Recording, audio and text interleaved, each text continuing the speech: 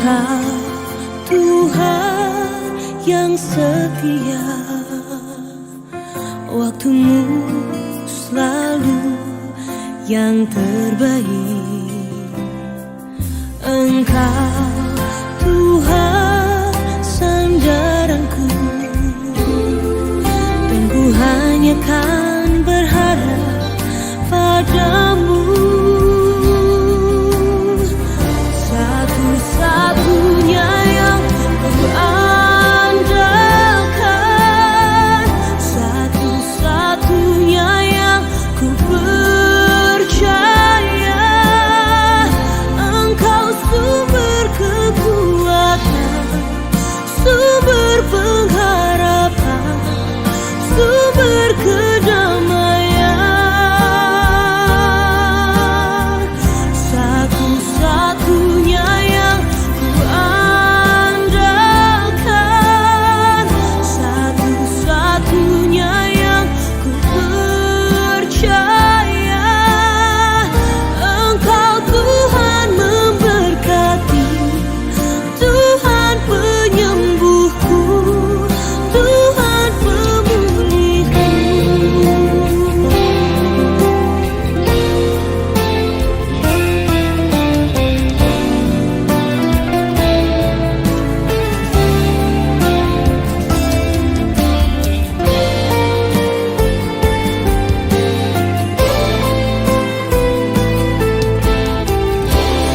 Satu-satunya yang ku andalkan, satu-satunya yang ku percaya. Satu-satunya Kau yang setia,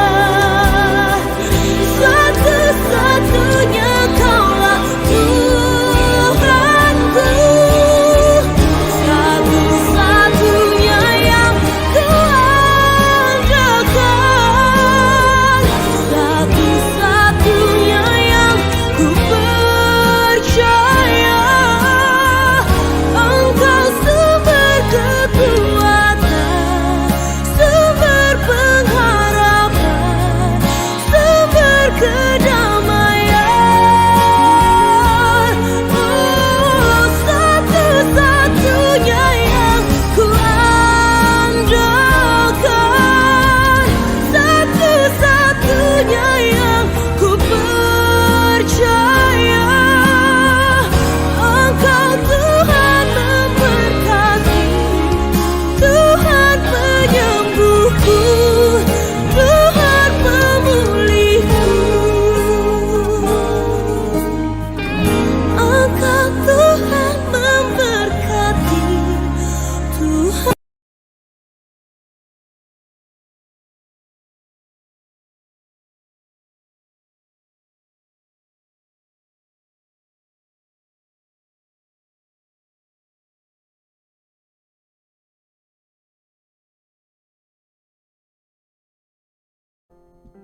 Shalom Bapak Ibu jemaat sekalian, selamat pagi.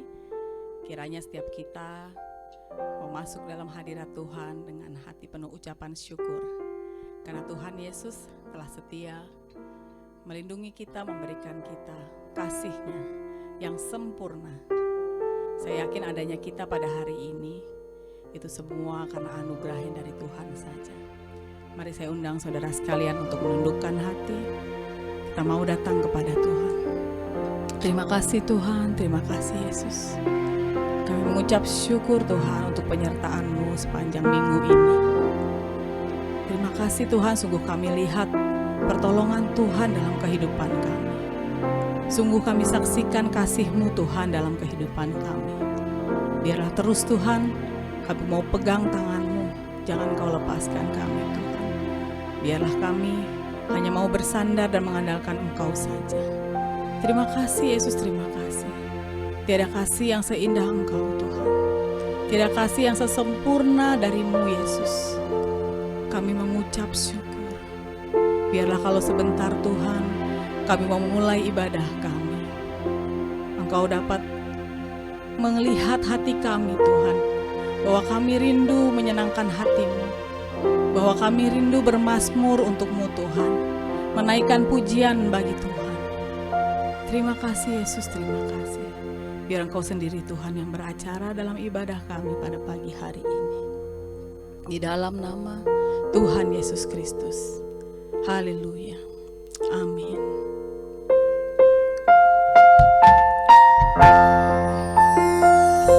Biarlah saya ajak seluruh jemaat untuk menyiapkan hati, untuk menaikkan pujian yang terindah buat Tuhan.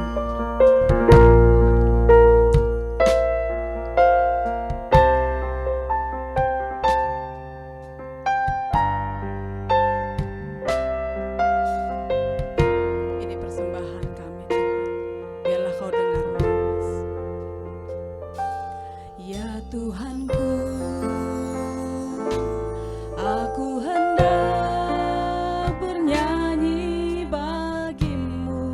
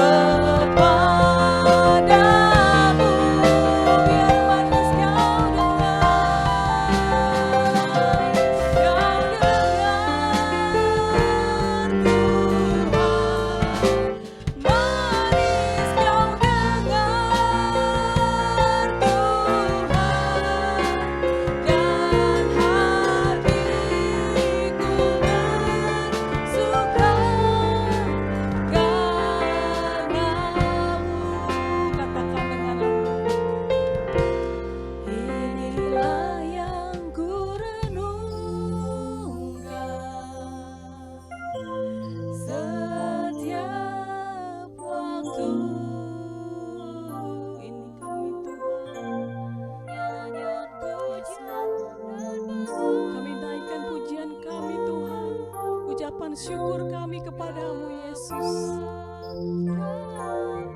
Biar manis kau dengar Tuhan, biarlah manis kau dengar Tuhan, manis kau dengar Tuhan, dan hatiku bersuka karena-Mu. Ini kami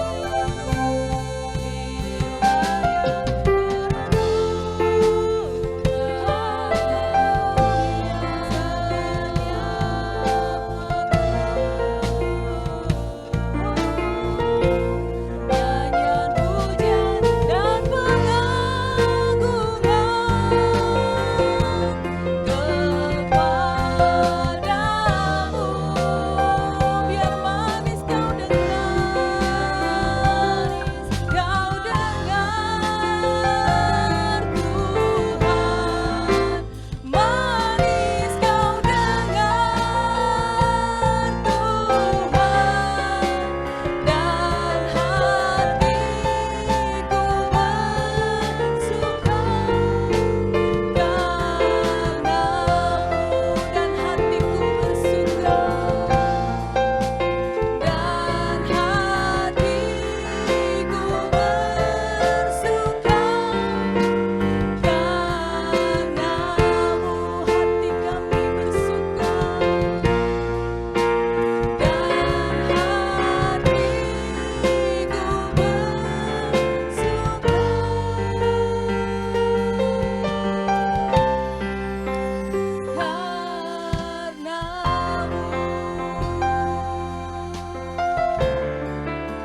kami bersuka karena-Mu Tuhan. Hati kami limpah dengan syukur karena kebaikan-Mu, karena kasih setia-Mu Yesus. Kami bersyukur Tuhan. Terima kasih Yesus, terima kasih Tuhan. Hanya Kau yang layak menerima pujian kami. Haleluya, haleluya. Terpuji nama-Mu. Terima kasih Tuhan. Terima kasih Yesus. Selalu kami bersyukur.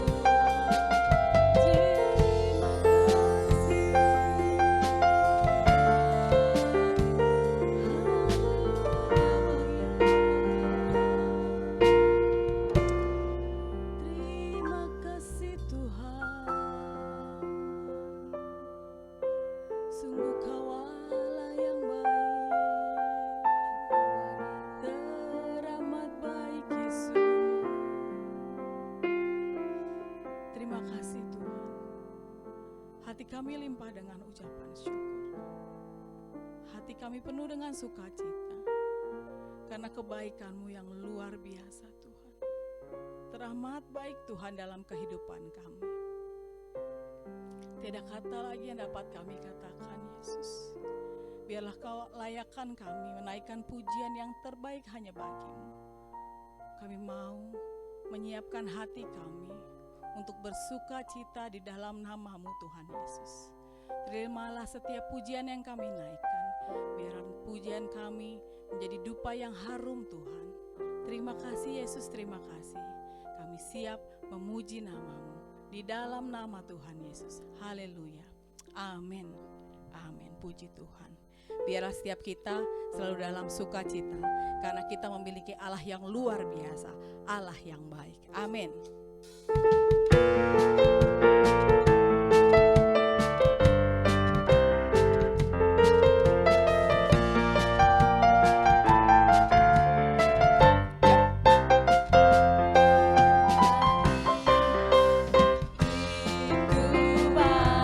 Sungguh baik bagiku,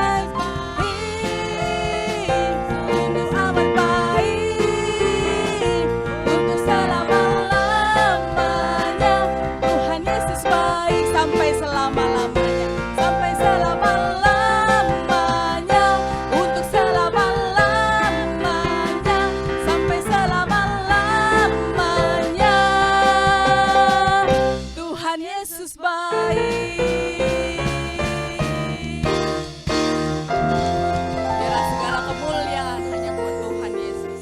Haleluya. Sungguh tiada Allah yang baik, sungguh tiada Bapa yang lebih baik daripada Tuhan Yesus. Biarlah di saat kita mencari ketenangan, di saat kita mau mencurahkan hati, kita bisa datang kepada Bapa yang terbaik, Allah Tuhan Yesus. Kita mau menyiapkan hati kita untuk lebih lagi masuk hadirat-Nya, mempersiapkan hati kita mendengarkan sabda-Nya, mendengarkan firman-Nya. Biarlah setiap firman menjadi pelita dalam hati kita, menjadi pelita dalam setiap langkah kita. Karena kita percaya kasih setia Tuhan, hanya kasih setia Tuhan Yesus yang senantiasa nyata dalam kehidupan kita. Terima kasih Tuhan, kami bersyukur Tuhan.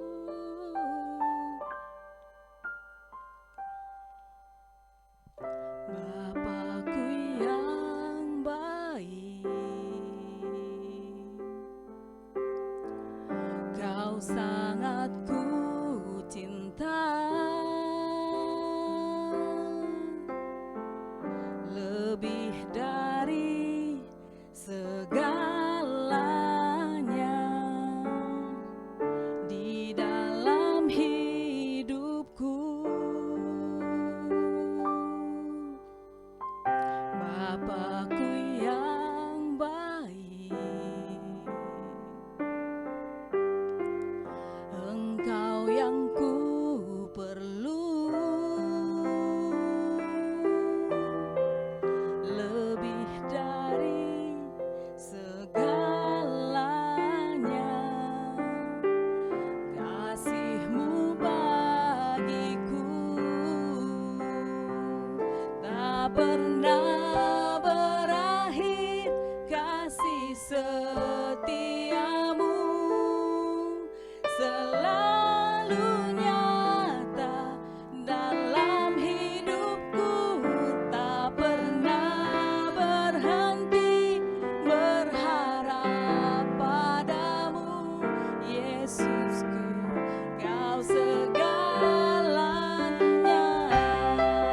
Amin, amin Tuhan, Kau segalanya Yesus.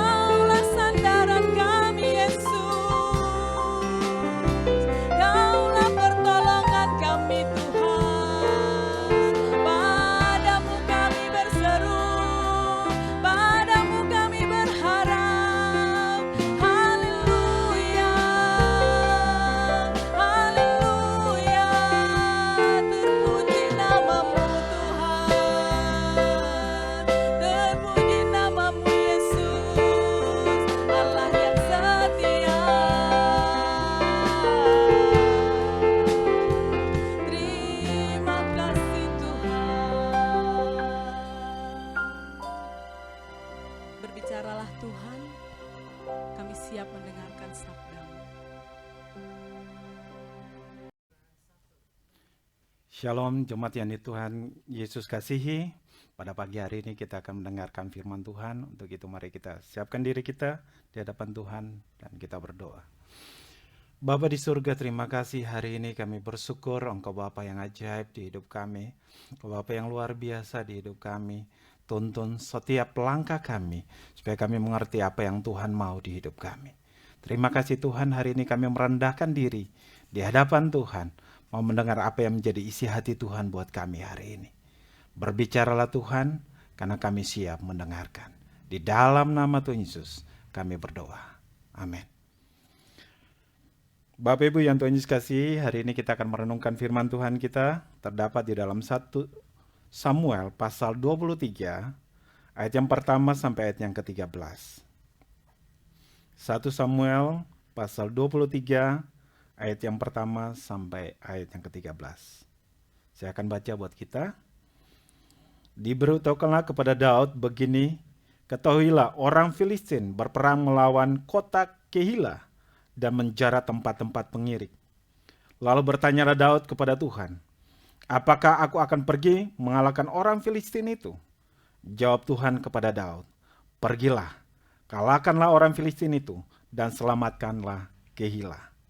Tetapi orang-orang Daud berkata kepadanya, ingatlah, sedangkan di sini, di Yehuda, kita sudah dalam ketakutan. Apalagi kalau kita pergi ke Kehila, melawan barisan perang orang Filistin. Lalu bertanya pula Daud kepada Tuhan.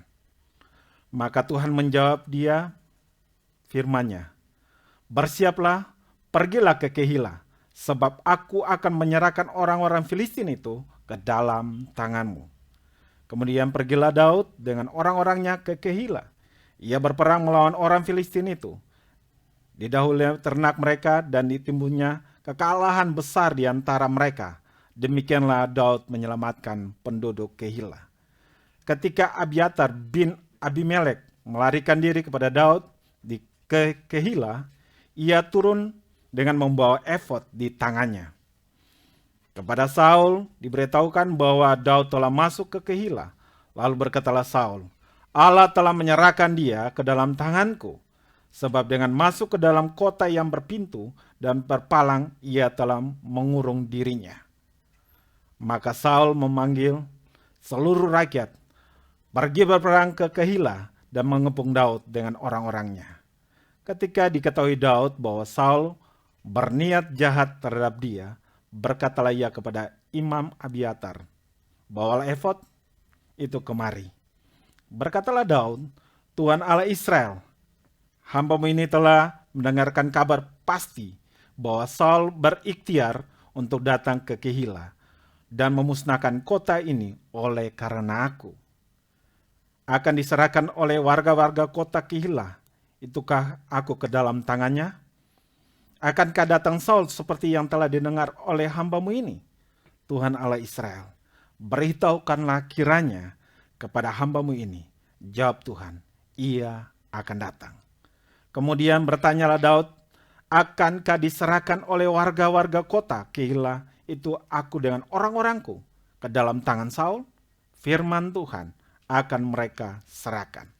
Lalu bersiaplah Daud dan orang-orangnya, kira-kira 600 orang banyaknya, mereka keluar dari Kehila, pergi kemana saja mereka dapat pergi. Apabila kepada Saul diberitahukan bahwa Daud telah luput dari Kehila, maka tidak jadi ia maju berperang. Saudara yang Tuhan kasihi, kalau kita baca firman Tuhan ini begitu luar biasa. Kenapa saya katakan luar biasa? Ini bicara tentang dua orang yang diurapi Tuhan dengan luar biasa. Kenyataan mereka adalah orang-orang yang dipakai oleh Tuhan luar biasa, yaitu Saul dan Daud. Pertanyaannya, buat kita sekalian kita lihat, apakah mereka orang-orang yang menaruh Tuhan utama dalam hidup mereka? Karena tema hari ini yang saya berikan buat jemaat sekalian adalah belajar menaruh Tuhan yang utama di setiap musim hidupmu. Belajar menaruh Tuhan yang utama di setiap musim hidupmu. Kita akan belajar di sini, apakah mereka termasuk orang-orang yang menaruh Tuhan yang utama di hidup mereka. Poin pertama saya mau bagikan buat kita, yaitu jadikanlah Tuhan sebagai prioritas hidup ini. Kalau ayat yang pertama dan kedua, kita akan melihat bagaimana seorang Daud, kita belajar dari pribadi Daud yang selalu menaruh Tuhan yang utama di hidup dia. Di balik semua tantangan hidup yang dialami. Kita lihat ayat pertama, di situ dikatakan ketika Daud mengetahui bahwa orang Keila sedang diserang oleh Filistin, dan ayat 2 dikatakan lalu Daud datang kepada Tuhan dan bertanya, apakah aku harus pergi mengalahkan orang Filistin itu? Dan Tuhan katakan, pergi. Saudara, di sini saya belajar bagaimana seorang Daud selalu menaruh Tuhan utama. Dia selalu mengandalkan Tuhan daripada yang lain. Dia selalu mencari wajah Tuhan untuk mengerti rencana Tuhan di hidup dia. Kadang-kala ini penting di hidup kita. Di setiap tantangan yang kita alami, pergumulan yang kita alami, apa kita tetap taruh Tuhan yang utama di hidup kita? Bukan yang lain. Ini yang penting. Karena ketika kita menaruh Tuhan yang utama, Dia akan menuntun hidup kita untuk mengerti setiap jalan-jalannya, untuk mengerti rencana-rencananya di hidup kita. Firman Tuhan katakan di dalam Yeremia pasal 29 dikatakan bahwa buat kita, yaitu saya akan baca buat kita, sebab aku ini mengetahui rancangan-rancangan apa yang ada padaku mengenai kamu. Demikianlah firman Tuhan, yaitu rancangan damai sejahtera, bukan rancangan kecelakaan, untuk memberi kepadamu hari depan yang penuh harapan. Yeremia 29 ayat 11 ini jelas mengatakan Tuhan tahu rencana apa yang ada pada Dia tentang hidup kita. Maka ketika kita menaruh Dia yang utama, Dia akan menuntun kita untuk masuk di setiap rencana Dia.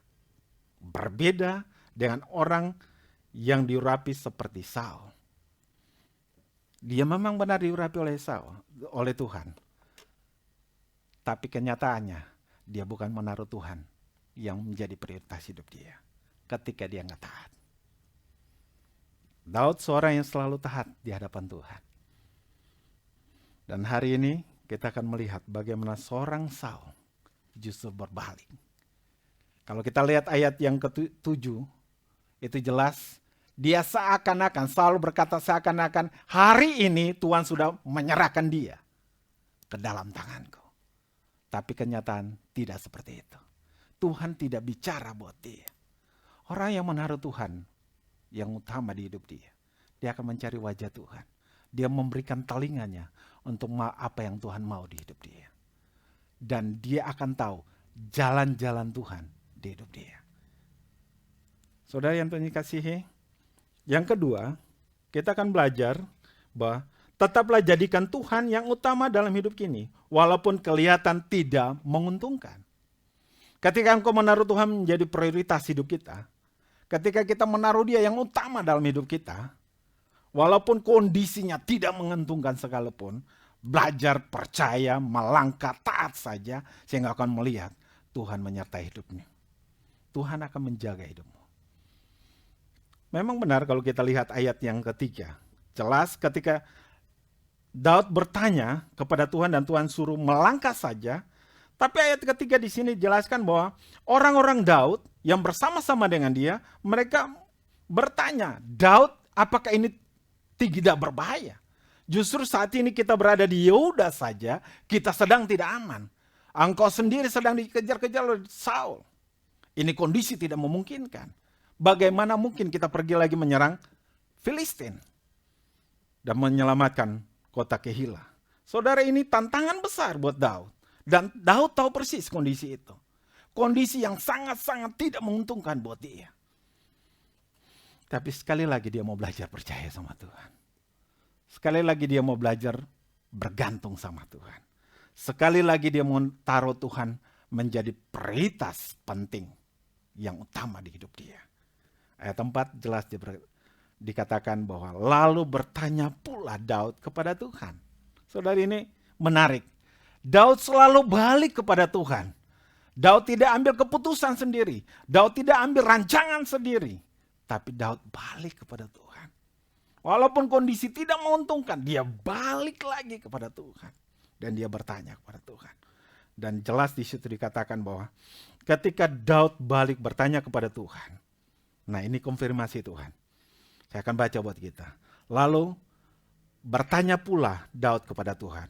Maka Tuhan menjawab dia firman-Nya. Bersiaplah pergi ke Kehilah, sebab aku akan menyerahkan orang Filistin itu ke dalam tanganmu. Ini konfirmasi.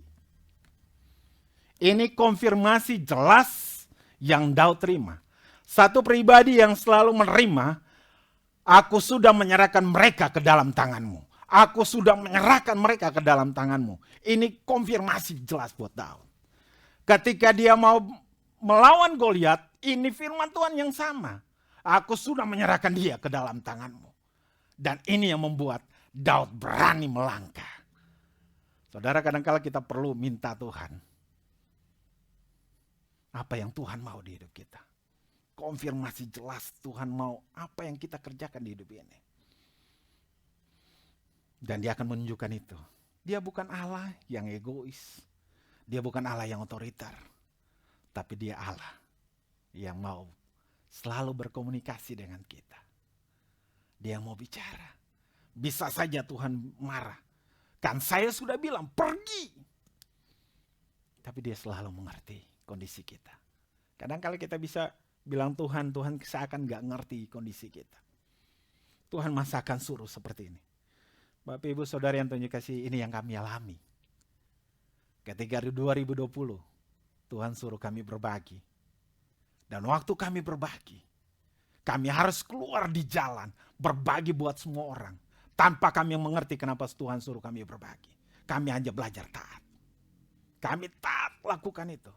Sampai kami mengerti ketika bulan Maret 2020, COVID, di situ kami baru ngerti. Ternyata Tuhan suruh kami berbagi. Buat orang-orang di jalan. Karena semua orang mengalami kondisi yang tidak menguntungkan. Kalau kita yang punya gaji, kalau kita yang punya pekerjaan, kondisi saat itu kita alami, dan kita betapa bingungnya mau menghadapi bagaimana mereka di jalan. Baru kita mengerti. Walaupun kondisi tidak menguntungkan, sempat kami bertanya, Tuhan, semua orang di rumah, kami di jalan. Kami sempat bingung, Tuhan, enggak salah Tuhan suruh kami melangkah. Tapi kami mau belajar taat. Ketika semua orang sampai Desember 2020 dan kami lanjut terus. Kami belajar taat. Memberi makan 5.000 memberi makan 5.000 orang. Sampai ada sisanya 12 bakul. 2021 kami tetap melangkah. Ini tidak menyenangkan, saudara. Dan kalau mau bilang, justru tidak menguntungkan. Tapi taat itu lebih indah. Amin, Bapak Ibu. Belajar taat, melihat pertolongan Tuhan. Belajar taat, engkau akan melihat bagaimana Tuhan melindungi engkau. Belajar taat, maka engkau melihat bagaimana Tuhan menyertai langkah-langkah hidupmu. Amin. Dan itu yang Tuhan mau. Ketika Daud belajar taat, kemudian ayat 5, kemudian pergilah Daud tanpa protes, tanpa macam-macam, semua orang ikut dia melangkah. Saudara, ketika Tuhan suruh, ada kesehatian di situ. Pengurus Gosen sempat bingung waktu itu. Cemat, semua bingung. Kenapa Pak Cali, Bu Pepi, bahkan pengurus sampai bingung, kenapa harus turun? Kami juga sempat bingung. Tapi justru di kondisi seperti itu, kami membagikan bagaimana sebagai anak-anak Tuhan kita justru belajar berbagi. Walaupun banyak orang yang protes, banyak orang yang gak menerima, mereka berkata kalau tangan kanan memberi, tangan kiri tidak boleh selfie dan sebagainya. Itu tidak enak. Tapi kita sedang membagikan hal yang terbaik untuk orang lain belajar melihat. Dan itu justru membuat hal yang terbaik, banyak orang terlibat ketika kami melakukan pelayanan itu. Dan ini yang kita harus belajar. Ketika engkau menaruh Tuhan yang utama, walaupun itu tidak menguntungkan, belajar taat seperti yang Tuhan mau. Yang ketiga, tetap menaruh Tuhan yang utama walaupun engkau dikecewakan sekalipun. Tetap taruh dia yang utama. Kalau tadi tidak menguntungkan, kadang-kadang juga bisa mengecewakan. Ketika engkau taat, lakukan apa yang Tuhan mau, engkau bisa dikecewakan. Kita lihat ayat di sini dijelaskan begitu luar biasa. Ketika Daud menolong mereka, Daud menyelamatkan mereka dari tangan orang Filistin. Firman Tuhan katakan, justru Daud dikecewakan. Ketika Tuhan menyuruh Daud untuk melakukan semua itu, dia alami, dia dikecewakan. Kenapa dia dikecewakan? Ketika Daud bertanya kepada Tuhan, apakah mereka ini tetap menyerahkan aku ke dalam tangan Saul? Justru kota yang baru saja diselamatkan, masyarakat penduduk yang baru saja dia lindungi dan diselamatkan oleh tangan Tuhan. Justru mereka mau menyerahkan Daud ke dalam tangan Saul. Saudara, ini sangat menyedihkan. Dan penyelamatan itu bukan satu kali kalau kita lihat. Penyelamatan itu terjadi 2 kali. Ketika Daud tahu bahwa Saul akan menghabisi dia, bahkan kota itu akan dihabisi. Ini kenyataan. Karena pasal-pasal sebelumnya dijelaskan bagaimana seorang nabi menolong Daud, dan setelah itu diketahui oleh Saul, maka semua nabi dibunuh oleh Saul. Jadi siapa saja yang menolong Daud, pasti dibunuh oleh Daud. Dan ini jelas dikatakan ketika Daud berusaha menyelamatkan Kefila, dan dia berada di Kefila, ancaman terbesar adalah kota itu akan dihabisi. Kita lihat ayat 10. Berkatalah Daud, Tuhan Allah Israel, hambamu ini telah mendengar kabar pasti bahwa Saul berikhtiar untuk datang ke Kehila dan memusnahkan kota ini oleh karena aku. Ini proyek penyelamatan yang kedua. Dia tahu dia kecewa. Dia tahu pasti mereka menyerahkan dia. Tapi apakah dia protes? Dia nggak protes, saudara. Dia tetap taat. Saudara, ada seorang hamba Tuhan dari Korea. Dia pernah ngomong seperti ini. Dia jadi gembala sidang di GBI juga. Dia pernah ngomong sama kami, saya kadang-kala ngeri ketika orang mulai berdoa untuk menjadi hamba Tuhan yang luar biasa. Ketika mereka mendoakan itu, saya justru ngeri. Karena ketika engkau didoakan menjadi orang yang luar biasa, hamba Tuhan yang luar biasa, prosesmu di dalam hidupmu akan semakin luar biasa. Itu yang Daud tahu. Firman Tuhan jelas, ini masa-masa promosi Daud. Ketika dia menolong Kehila, justru disinilah promosi dia. Walaupun mereka mengecewakan dia, justru ini promosi dia. Kenapa? Karena justru dalam kondisi inilah, orang-orang ini, mereka akan melihat bagaimana seorang raja yang layak jadi raja justru mengutamakan masyarakat penduduk, dia lebih utamakan daripada dirinya sendiri. Ini promosi dia. Walaupun justru orang-orang ini yang dia ketemu justru mengecewakan dia. Orang-orang Kehila yang harus mendukung dia justru mengecewakan dia. Saudara, kadang-kala di hidup kita, kadang kita bertemu orang-orang seperti ini. Tapi percayalah, ketika engkau bertemu orang-orang seperti ini, yang engkau sudah menolong, memberkati, menguatkan mereka, justru engkau dikecewakan. Percayalah, Tuhan sedang bentuk engkau menjadi pribadi yang siap dipromosi oleh Tuhan. Amin. Tuhan akan pakai orang-orang ini, membuat engkau menjadi pribadi yang luar biasa di dalam Tuhan. Pribadi yang semakin merendahkan diri di hadapan Tuhan. Pribadi yang selalu menaruh Tuhan yang utama. Pribadi yang menyampaikan semua hal-hal pribadi dia lebih utama daripada Tuhan. Dia pisahkan itu. Dia tinggalkan keinginan dirinya bersama dengan pasukan yang ada. Tapi dia mau belajar taat. Ini tidak enak. Tapi taat itu penting. Taat itu tidak nyaman. Tapi taat saja. engkau akan melihat Tuhan akan menyertai hidupmu. Dan yang keempat, kekhawatiran jangan membuat engkau menggeser Tuhan menjadi yang utama dalam hidup ini. Kadangkala khawatir kita akan bisa menggeser Tuhan di hidup kita. Ketakutan bisa membuat kita menggeser Tuhan di hidup kita. Taruhlah Dia yang utama. Percaya Tuhan akan menyertai hidupmu. Yakin Dia akan menjaga setiap langkah hidupmu. Saya belajar dari pribadi Daud.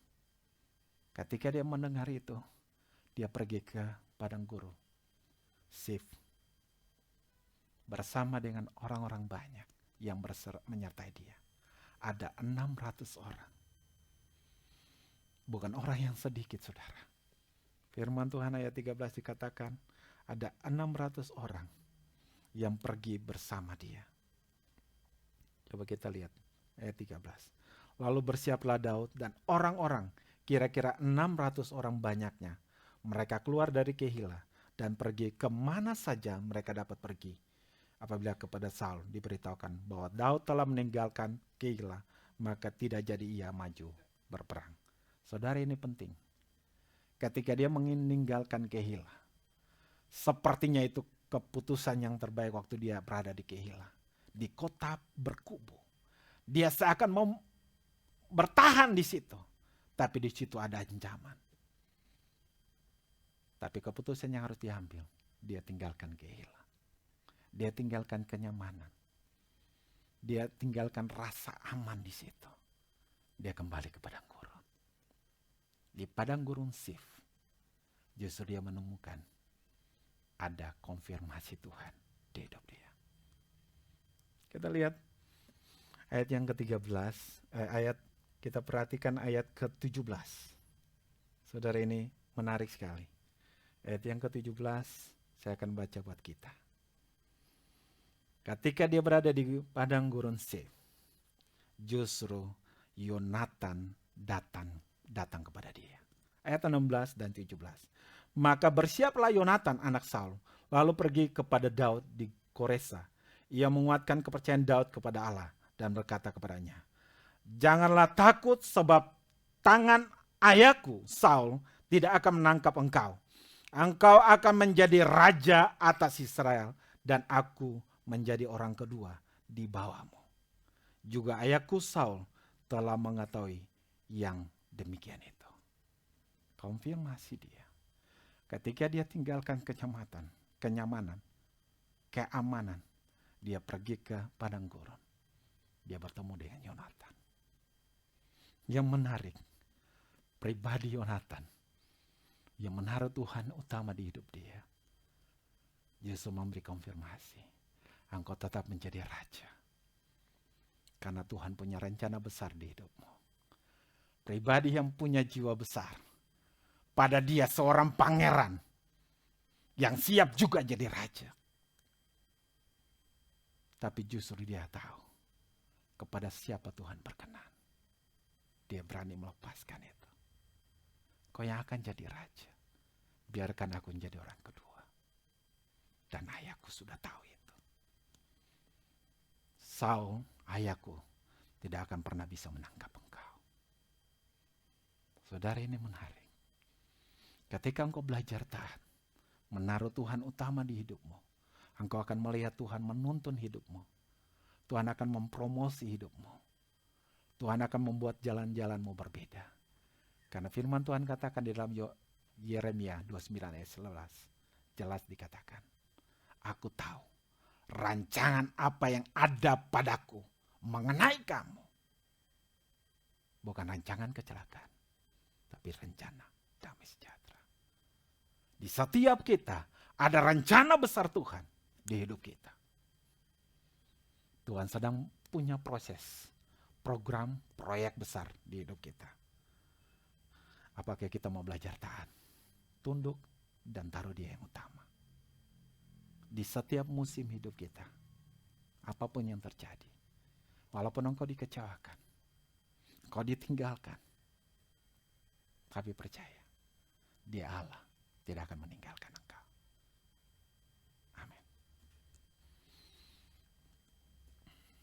Jemaat yang Tuhan Yesus kasihi, kita akan masuk di dalam doa. Tuhan Bapa, terima kasih. Kau Bapa yang ajaib di hidup kami.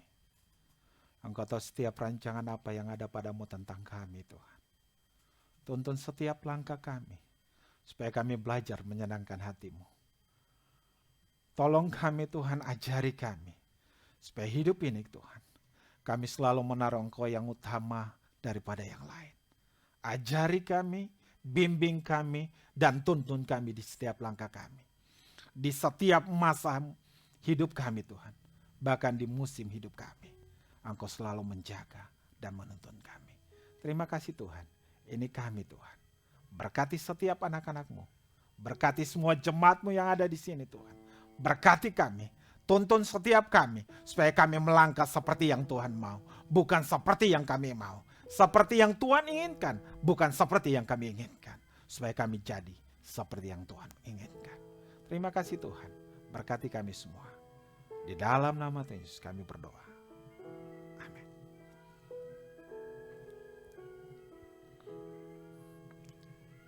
Jemaat yang Tuhan Yesus kasih, saya undang semua kita bangkit berdiri. Saya akan terima berkat Tuhan. Jemaat yang Tuhan Yesus kasih, arahkanlah hatimu dan pikiranmu kepada Tuhan dan terimalah berkat Tuhan. Biarlah damai sejahtera dari Allah Bapa, kasih yang sempurna dari Tuhan Yesus Kristus, penyertaan perlindungan daripada Roh Kudus terus menyertai semua kita, mulai hari ini sampai selama-lamanya.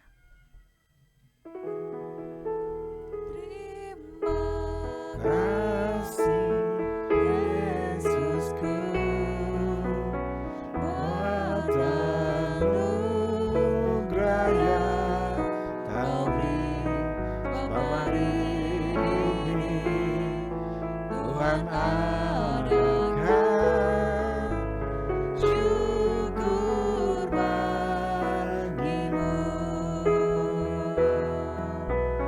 Terima kasih Yesusku,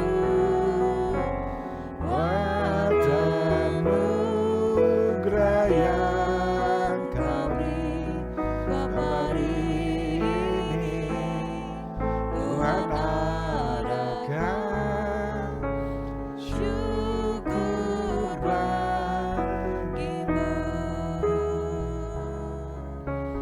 Syukur bagimu. Syukur bagimu.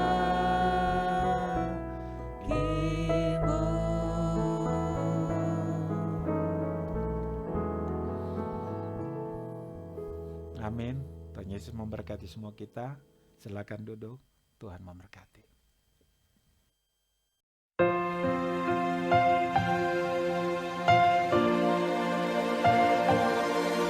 Engkau Tuhan yang setia, waktumu selalu yang terbaik. Engkau Tuhan sandaranku, dan ku hanya kau